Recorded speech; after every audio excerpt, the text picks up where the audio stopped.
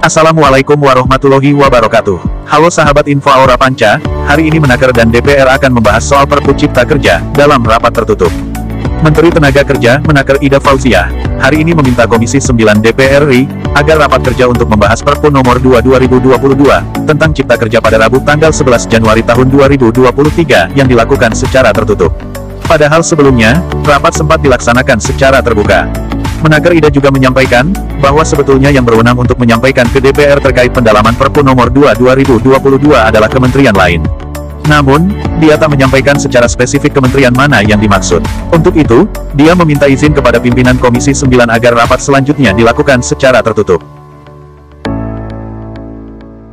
Kenapa rapat pembahasan soal Perpu Cipta Kerja harus dilakukan dalam rapat tertutup? Hal ini tentunya akan menimbulkan tanda tanya bagi publik.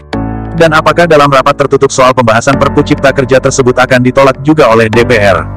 Kemungkinan itu bisa saja terjadi, dan bisa jadi sebaliknya, DPR akan menyetujui terbitnya Perpu Cipta Kerja tersebut. Mengingat kursi DPR sekarang lebih banyak menjalankan fungsinya hanya untuk kepentingan kekuasaan, jabatan, dan kepentingan politik partainya. Daripada menjalankan fungsi yang telah diamanatkan dalam Undang-Undang Dasar 1945, bahwa DPR seharusnya menjalankan fungsinya untuk membela kepentingan untuk keamanan, keadilan, dan kesejahteraan untuk rakyatnya.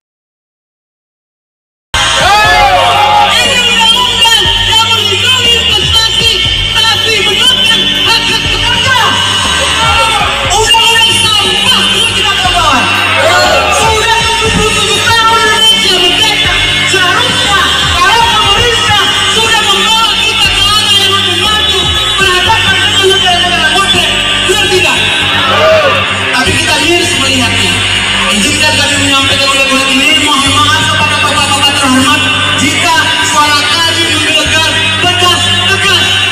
Tapi itu mewakili hati nurani kami karena kami tidak ingin bangsa ini rusak ke depannya. Terima kasih. Hidup buruk. Ketika Perpu Cipta Kerja telah diterbitkan oleh Jokowi di penghujung Desember tahun 2022, rakyat atau para buruh terus membuka suara agar pemerintah mau mendengarkan dan mau membela hak-hak untuk kepentingan keadilan dan kesejahteraan rakyatnya, terutama para buruh dan tenaga kerja. Tidak hanya semata menuruti kemauan pengusaha kaya atau dengan dalih agar banyak investor yang masuk ke Indonesia.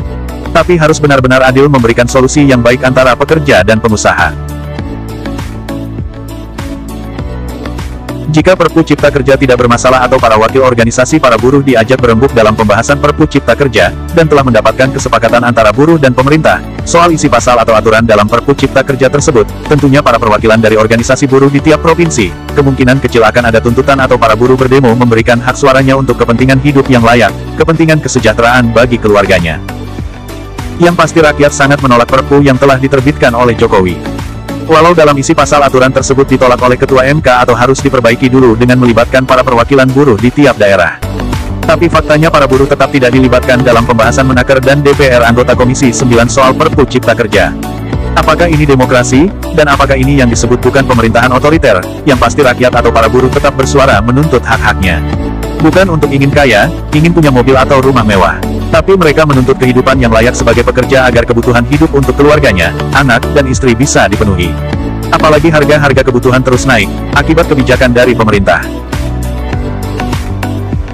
Dan inilah di antara video para buruh yang ingin suaranya didengar oleh pemerintahan Jokowi, dan para perwakilan anggota DPR di tiap daerah dan pusat, yang katanya sebagai wakil untuk suara kepentingan keadilan dan kesejahteraan untuk rakyat.